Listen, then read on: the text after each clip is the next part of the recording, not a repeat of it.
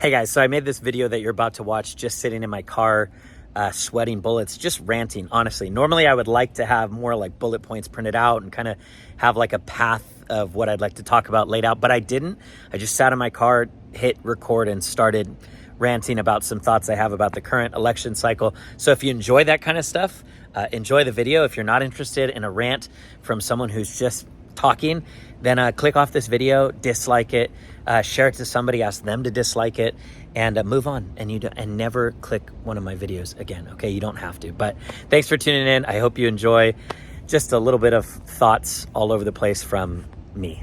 What is going on, YouTube fam? Welcome to the Jonathan Dearman Show, the least political show on YouTube. I am burning up in this car. For you guys, again, you don't understand all the heat that I go through to make these videos, but I am in the process of trying to figure out a set location, but it's complicated. I'm having to work through some things, but I think I'm going to figure it out. Until then, here we are, but I at least wanted to come on and give a brief video about the current state of the election and just some of my thoughts on it. First of all, Trump came off of, over the last month or so, what was the best news cycle I have ever seen for Trump, and it's not even close. I mean, the combination of the debate, which, by the way, I thought he did a very good job after the debate, not making a lot of noise, really staying more quiet to let the attention stay on Biden. I thought that was very wise. Then the assassination attempt happened. And yet here we are, what feels like almost a totally different world than we were in a month ago. A month ago, the state of the election, I would have said, and I think most people would have agreed, that it felt like the election was almost over. Like there's almost no way that Trump could lose at that point. Biden was still in the race. Trump had done the debate. Trump had the assassination attempt. And yet here we are where the polls are being very competitive. Some polls even showing now Kamala has taken the lead. And here are just some thoughts about the current state of the election. So let me start with Kamala. Let me talk about some things that I think they're doing right and wrong. And then I'll get to Trump as well. Talking about Kamala, the thing that I think she's doing both right and wrong, actually, is that she's not taking a lot of interviews and a lot of questions. The reason I say it's right and wrong is because I think it's right in that it's strategic. I think it's wise. I think she's just riding on the wave of momentum and fundraising and the media, which totally has her covered, probably other than Fox News. All the mainstream media has her covered. And all of that. So I think it's the right political decision, but I think it's the wrong decision as far as towards the American people. I think she should answer some tough questions. I think she should allow the American people to get to know her more, up until the point where now the media has deemed her as really, in a lot of ways, they're treating her like the savior of the Democratic Party, which she may end up being for this election cycle. But it's like they've forgotten that for so long she was such an unpopular vice president. I think the most unpopular vice president, and now her popularity has skyrocketed. And it actually has nothing to do with anything that she's really said, just merely by the fact that she has come in and replaced Biden, and it's given some new hope. So I think it's smart for her not to answer a lot of questions, not to take a lot of interviews, but I think it's not right. I think she should take some questions and some more interviews and allow the American people to actually get to know their new candidate for the Democratic side. On Trump's side, what I think he's doing right and wrong, let me start with the right thing. I think that he is rallying his base. I think that he is getting people excited. He's doing a lot of interviews, it seems like, with like streamers, podcasts and all that, and kind of the digital media space. I think that's smart. So I think he's doing all of that right. What do I think he's doing wrong? I think he's missing it on some of his tone during this campaign. I actually think that he had an incredible opportunity after the assassination attempt to really rein in his speech and to kind of tame it down and to flow with that. You know, there was a lot of talk that the assassination attempt really caused him to go introspective and to really think through some things and understand some true values, and that he was going to come out more composed.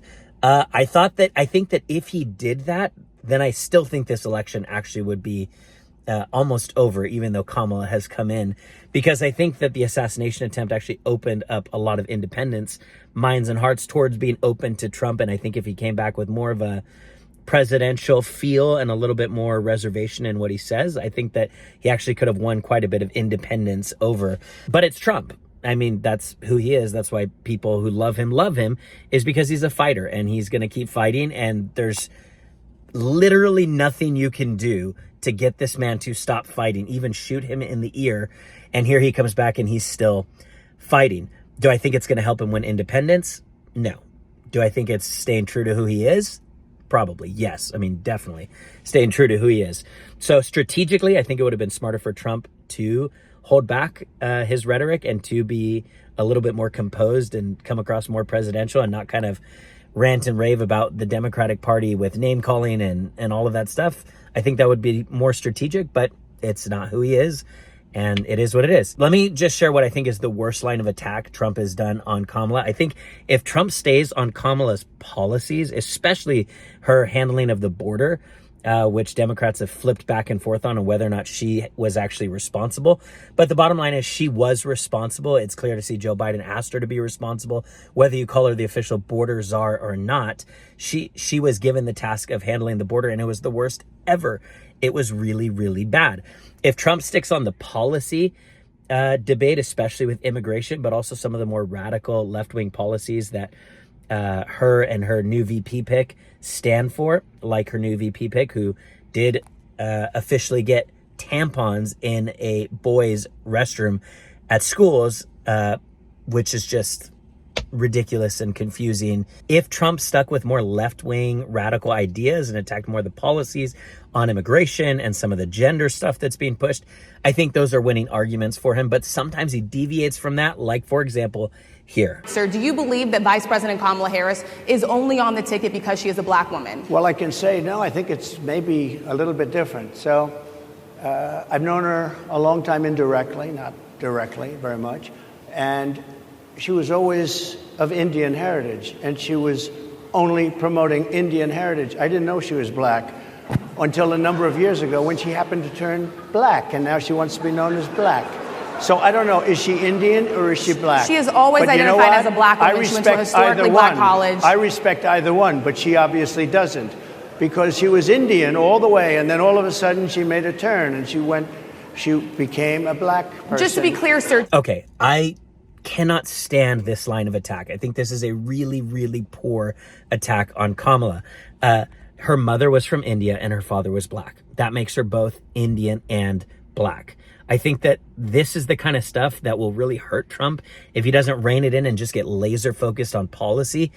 This is the kind of stuff that will make independents have just a bad taste in their mouth and make them not want to vote for him. So I think he should stay away. I think on his side, my advice to him, I would tell him to pull back the rhetoric, focus on policies, come across more presidential, and don't get name-cally and really personal with all the attacks towards Kamala. Stick with policies. Anyway, these are just some really brief thoughts. At the beginning of this video, I was not sweating. Now at the end, I am completely sweating. I don't know if you can see the glow. Thanks for watching, guys. It's going to be an interesting one, this election cycle, to say the least. A lot can happen over the next few months. Anyway, let me know what you guys think in the comments. If you like this video or if you like what I'm trying to do here, hit the thumbs up button. Hit subscribe if you're not already a part of the family. And I will see you all at the next Jonathan Dearman Show. Peace out.